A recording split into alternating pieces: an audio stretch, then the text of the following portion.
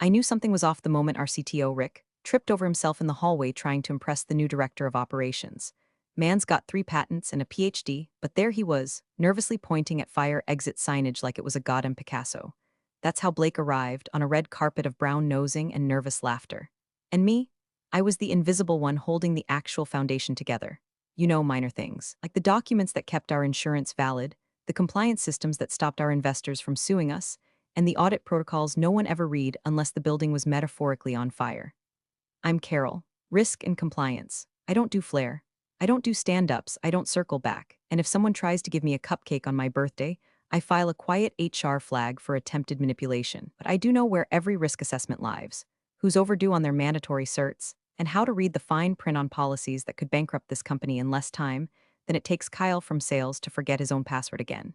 Been here 7 years. Outlasted 3 CTOs, 2 CEOs, and 1 power-drunk VP who once suggested we skip quarterly reviews to foster agility.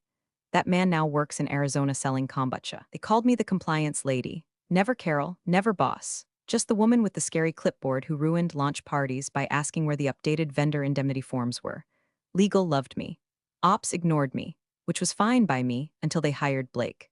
Now, before we dive into the glorious downfall of this suit and smirk disaster, let me ask you a small favor. If you're into stories where the quiet ones torch the whole circus with a paperclip and a protocol clause, hit that little subscribe button and maybe throw a like this way. It tells the team behind this story that you want more unhinged office justice. And honestly, it's the kind of encouragement that makes spreadsheets feel romantic again. Anyway, when the memo went out that we were welcoming a new director of operations with a fresh vision, I was in the middle of updating our vendor recertification files for the annual insurance review. Exciting, I know. Nothing says Friday night like chasing down a fourth-tier subcontractor's SOC2 report while eating peanut butter crackers in a windowless office. I didn't care about vision. I cared about the fact that our liability renewal was due in 27 days, and one wrong checkbox could turn our whole year into a lawsuit piñata. Lake arrived Monday morning with the kind of swagger you usually only see on guys who think LinkedIn is a dating app. He wore cologne that made the copier smell like a Hollister store and introduced himself by clapping. I'm not kidding. Full-on clap. All right, team, let's disrupt some silos. He barked before mispronouncing half the department names and referring to finance as the wallet goblins. I remember watching from my corner of the conference table, sipping lukewarm coffee and thinking, he's going to break something expensive. It took him 2 days to rename our department Strategic Risk Synergies. It took him 3 to schedule a transparency town hall, where he used a 5-slide PowerPoint to explain that compliance is more of a vibe than a rule. By day 5, he'd started pushing some new vendor through for approval, a consulting firm run by, you guessed it, his old roommate from undergrad. Guy named Tyler. No credentials, no risk experience. Just a LinkedIn profile with words like Visioneer and Scalability Ninja. Tyler's big pitch, that he could automate our entire compliance process with just a few macros and a sprinkle of disruption. I asked him one question: what's your plan for handling ISO 27001 alignment across third-party integrations? He blinked like I'd asked him how to translate Morse code using hamsters, and he called me intense. That's when Blake started calling me out in meetings. Carol, can we not doomcast every change we make? Or let's not get bogged down in bureaucracy. He even implied at one point that my tone was hostile to innovation. Imagine that. The woman making sure our server logs don't turn into subpoenas is hostile, because I wouldn't let his friend replace certified audit trails with Google Sheets and Vibes. Still, I kept my head down, focused on the audit, kept legal in the loop, checked every box, filed every form. I'd seen blowhards come and go. They all hit the same wall eventually. The quiet infrastructure people they ignored are the ones who hold the keys. And mine were the kind you don't see until they're already gone. Blake didn't walk, he announced. Every hallway became his catwalk. You'd hear him before you saw him, always laughing too loud at his own jokes. The kind of laughter that sounded like a podcast no one asked to listen to. He kept saying things like, "This isn't your grandma's ops team," which, ironically, made me miss my grandmother and her obsessive coupon filing system. At least she understood the value of documentation. By the second week, he'd already taken 3 meetings without inviting risk and compliance. I found out about them when legal looped me in afterward asking if Blake had cleared the new vendor contracts he'd promised. Spoiler, he hadn't. He didn't even know we had a pre-vetting checklist for external partners. He told legal to chill and that Carol would rubber stamp it later. He said my name like I was the office intern who brought him Diet Coke with too much attitude. In our weekly all-hands, Lake stood up and waved around a printed proposal with so many buzzwords I thought it was AI-generated. We're onboarding Tyler's firm, Strat Nova Group, their next-gen, full-stack, and bleeding edge. They're going to revolutionize our compliance approach. The document had the word synergize on it 7 times, once as a verb and once as a noun. I checked. I raised my hand. Blake, has Strat Nova filled out our third-party attestation forms? You need their ISO and SOC2 compliance verified before onboarding. Also, the insurance renewal requires that we disclose any new consultants touching compliance operations. He waved me off like I'd asked him to solve quantum physics. Carol, don't worry. Tyler's not some pencil pusher, he's a disruptor. And honestly, your level of concern feels a little intense for what should be a seamless integration. We're building momentum here. Let's not kill it with paranoia.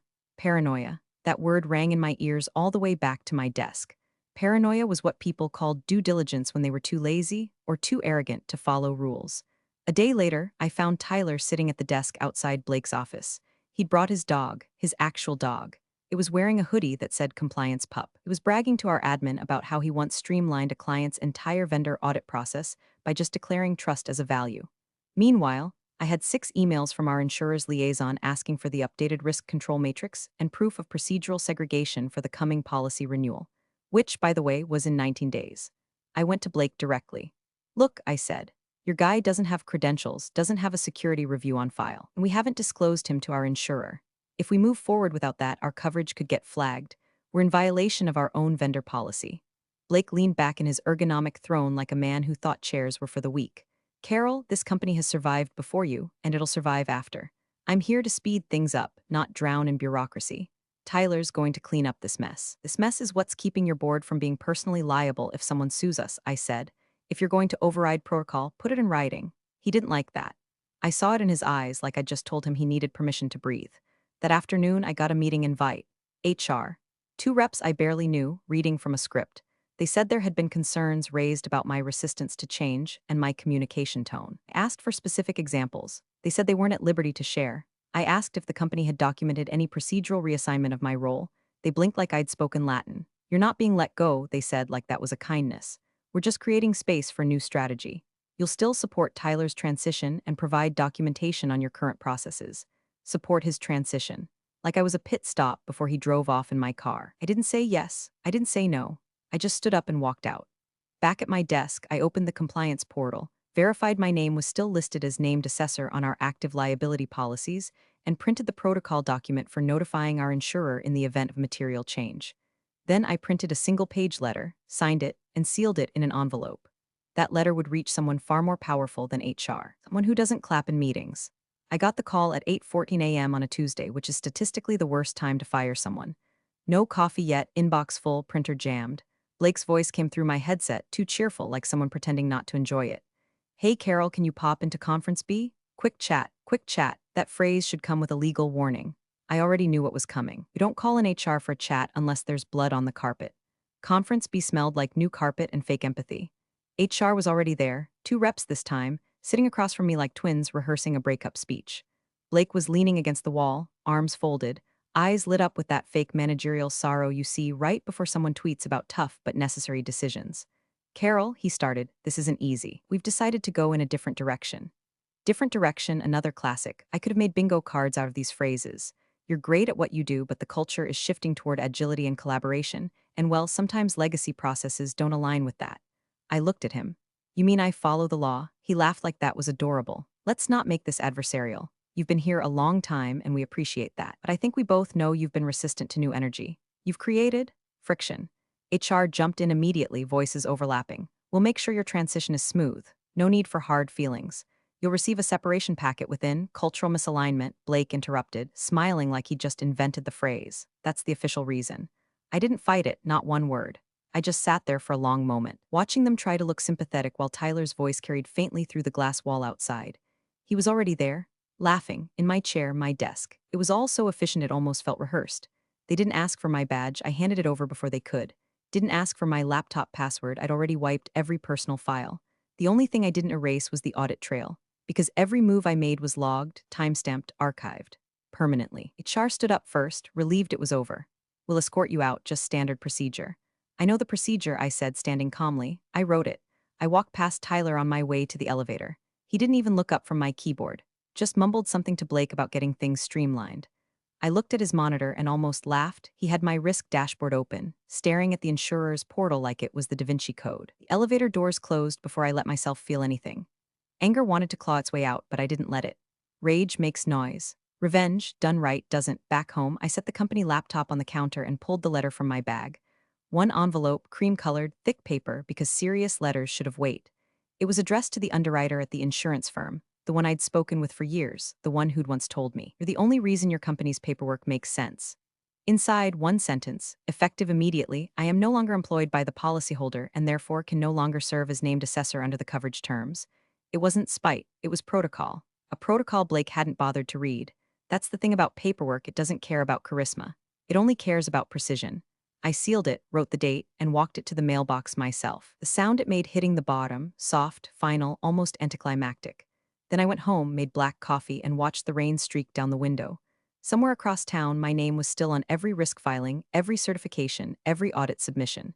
By the time they realized what that meant, it would already be too late.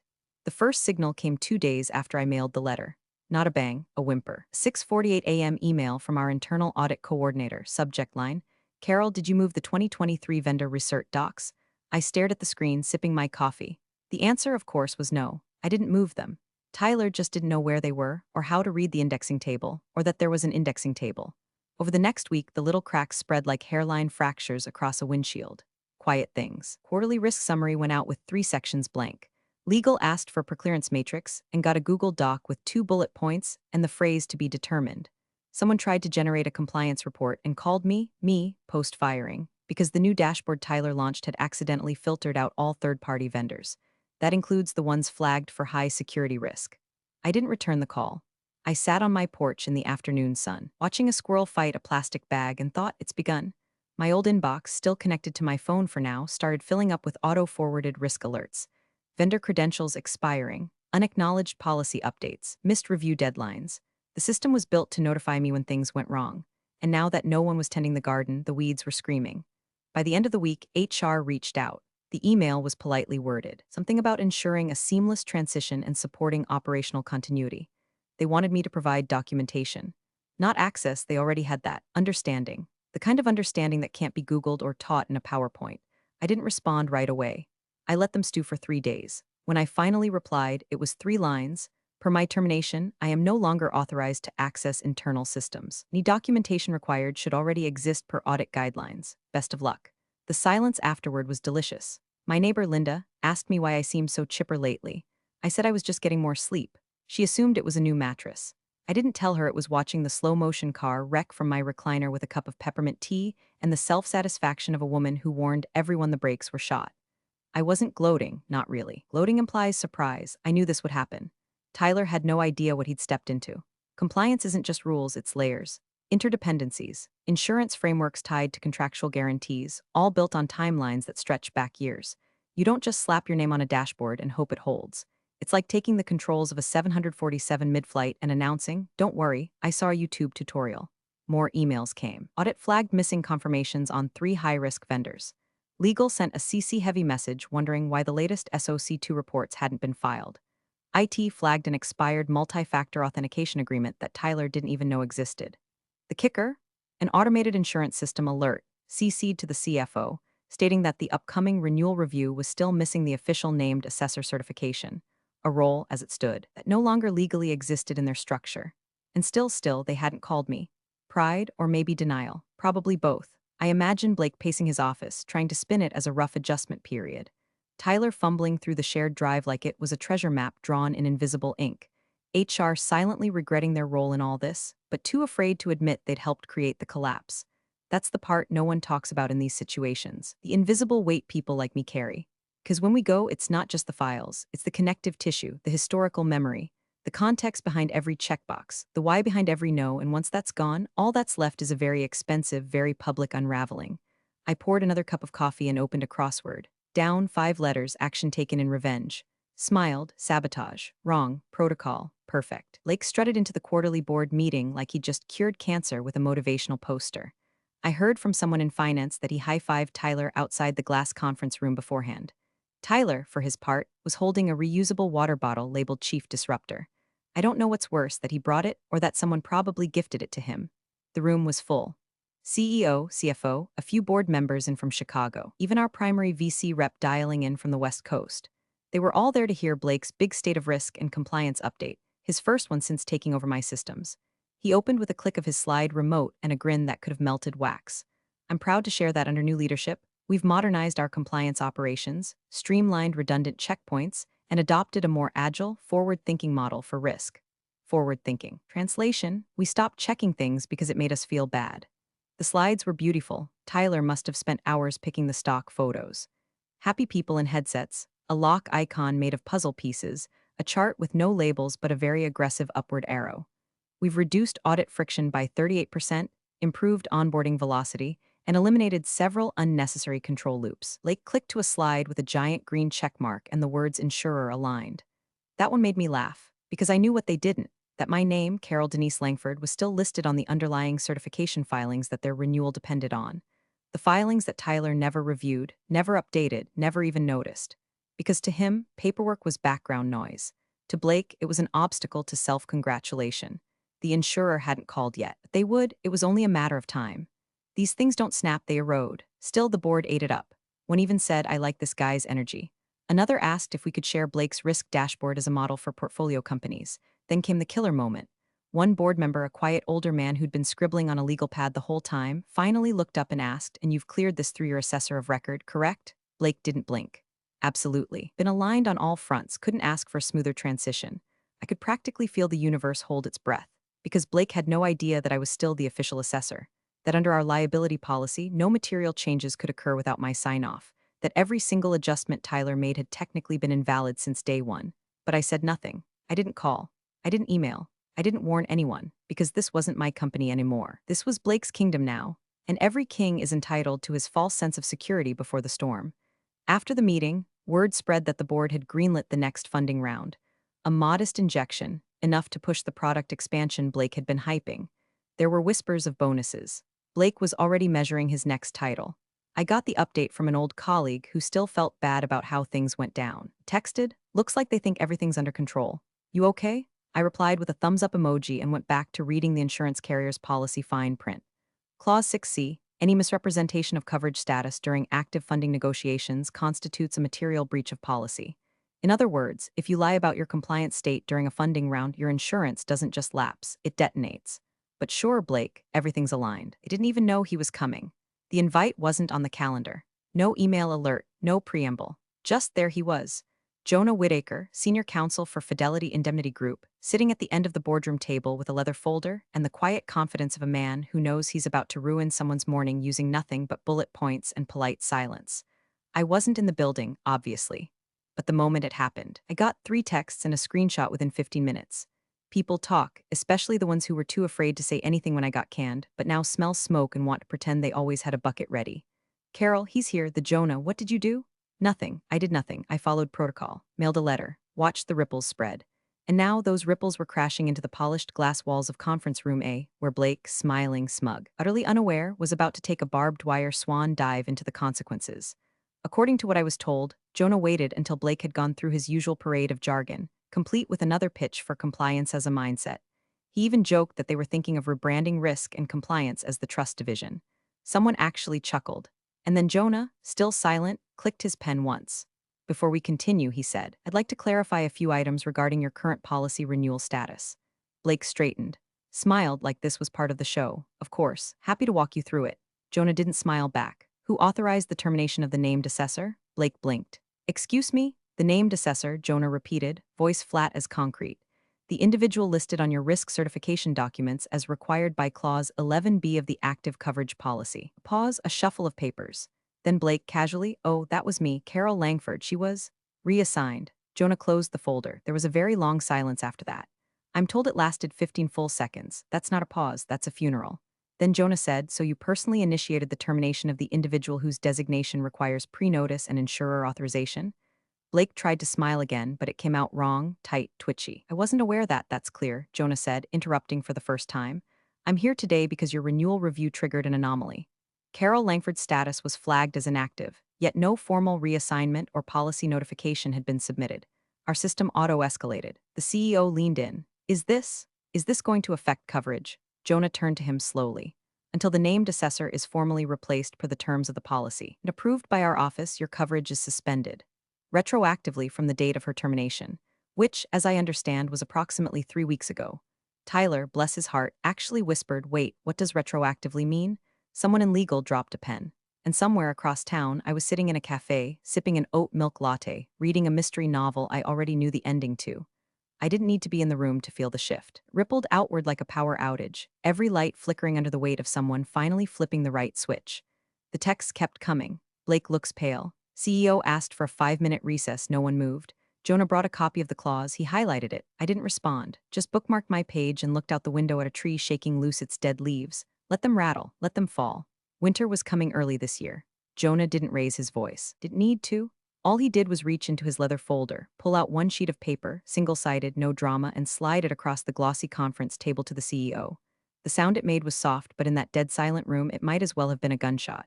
"This is the clause in question," he said. "Standard in all our enterprise tier coverage policies. Clause 11B, paragraph 4, subsection C." He tapped the section once with the cap of his pen. "It outlines the procedure required to alter the status of a named assessor under an active policy." The CEO, a man I'd once watched fire an entire regional sales team without blinking, picked up the paper with fingers that trembled. He adjusted his glasses twice before reading out loud, voice thinner than usual.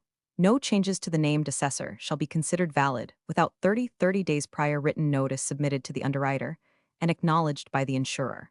Termination of said assessor without this notice renders any and all certifications, risk summaries, or contractual compliance documents submitted during the void period invalid and non-binding." The paper dropped back to the table like it weighed 10 pounds. You could have heard a mouse die. Jonah folded his hands. Miss Langford was terminated without notice. No replacement was named. No notification was sent. That voids all certifications signed under her authority during the lapse window. Blake's voice cracked as he tried to defend himself. "But he's been overseeing the compliance dashboard. He's been submitting reports." Jonah didn't flinch. "He is not credentialed. He is not named. He is not recognized by our policy. Therefore, any materials submitted under his signature carry no legal weight." Legal weight. That phrase landed like a bowling ball in the center of the room. The CFO paled. One board member leaned back so hard her chair creaked. Another picked up his phone, thumb hovering like he was about to send a very expensive text. And Tyler? Poor, clueless Tyler. He muttered something about standardizing nomenclature and was promptly ignored by every living thing in the room, including the ficus in the corner. Then Jonah continued, calmly as ever. "Furthermore, the guarantees you issued to prospective investors, based on your stated risk posture, are now out of compliance. This includes contractual language around data handling, third-party vetting, and regulatory audit alignment." Translation: every agreement Blake had championed, every flashy pitch deck Tyler had slapped together with his Canva graphics and misused acronyms was now legally worthless. The contracts they'd crowed about in the last board update, unsanctioned. The risk scores they'd waved like flags, unverified. Everything they thought they'd secured was suddenly smoke. The CEO pushed back from the table, blinking hard. "So what are we looking at, a fine, a delay?" Jonah shook his head. "You're looking at a coverage freeze. Immediate. Your renewal is paused. Your liability coverage paused. Any new agreements signed under the assumption of valid risk oversight, null." Silence, long, breathless silence. Then finally the CEO turned to Blake. His voice barely held together. "You told us the insurer was aligned." Blake opened his mouth. Nothing came out. For once, there were no buzzwords, no strategic pivots or value-forward realignments. Just the hollow realization that he'd built his entire little empire on a single faulty assumption, that the paper trail didn't matter if you smiled enough. Jonah clicked his pen closed. "Fidelity Indemnity is willing to work with you to rectify the breach. But that process cannot begin until the named assessor is reinstated or replaced, properly, legally, and with insurer oversight." He stood up. "I'll be expecting a call, sooner rather than later." And with that, he left. No folder, no handshake. Just a door clicking shut behind him like the end of a sentence no one wanted to read. Back at my apartment, I watered my plants and checked the mail. No texts this time, no emails, just the quiet buzz of a building too stunned to admit it was on fire. And in the middle of that fire sat one crisp sheet of paper, quietly doing its job better than Blake ever could. My job, still echoing without me. The first call came in just after 7 a.m. I let it ring. No voicemail. Just the number of a corporate cell I used to see clipped to the CEO's belt like a badge of power. He was never a morning guy. If he was calling me before breakfast, it meant they'd stop pretending they had options. I poured my coffee, took my time. An hour later, my inbox chimed. Subject: reinstatement opportunity. It wasn't even from the CEO, it was legal, clearly trying to get ahead of the panic spiral. The email was polished, full of slippery little phrases like collaborative reconciliation and exploring mutual solutions. Then came the pitch, an offer to reinstate me under my prior title with enhanced autonomy and reporting flexibility. A 10% pay bump, retroactive back to the date of termination. Stock options, too. I stared at the blinking cursor in the reply box for a while. Then I wrote back. Per Clause 11C of our active coverage policy, reinstatement of the named assessor following unauthorized termination requires written preclearance from said assessor, including updated oversight terms and formal insurer notification. I will require a revised contract. Please direct further communication to my counsel. Send. Less than 10 minutes later, my phone rang again. Same number. I didn't answer this one either. I didn't need to, because while they were scrambling to reverse engineer a fix, I already knew the insurer had frozen all pending renewals. Jonah didn't waste time.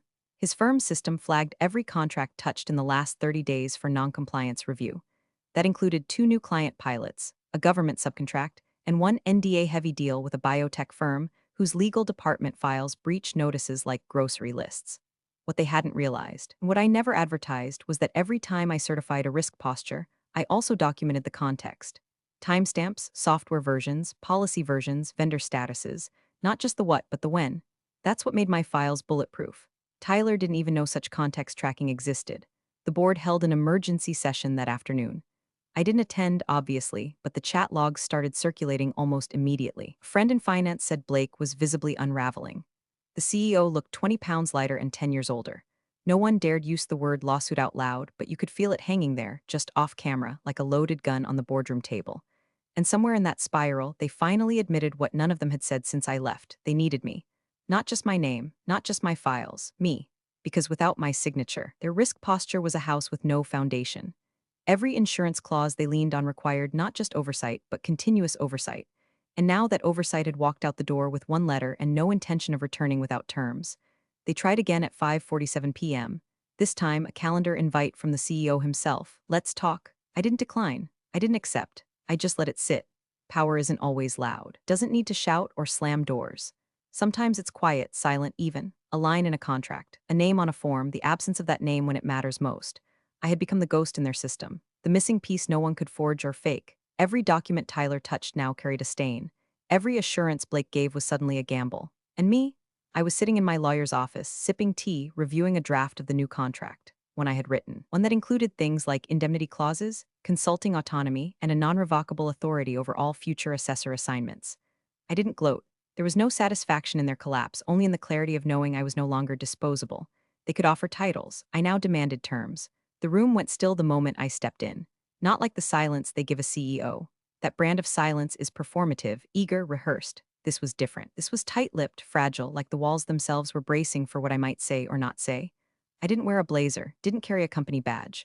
I walked in wearing a charcoal gray sweater, no logo, no pretense. In my arms was a black binder thicker than a tax audit and twice as unforgiving. It wasn't labeled. That was intentional. Jonah was already seated at the table, flipping through a legal pad. He looked up, gave me the slightest nod. Miss Langford said, crisp and precise, as though he'd been waiting for this exact minute since the moment Blake opened his smug mouth 2 weeks ago. The board sat frozen.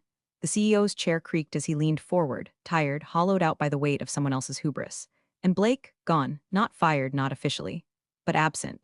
The kind of absence that smells like severance paperwork and deleted Slack accounts. No one spoke as I took my seat at the far end of the table, facing them all, calm as a winter lake. No nerves, just calculation.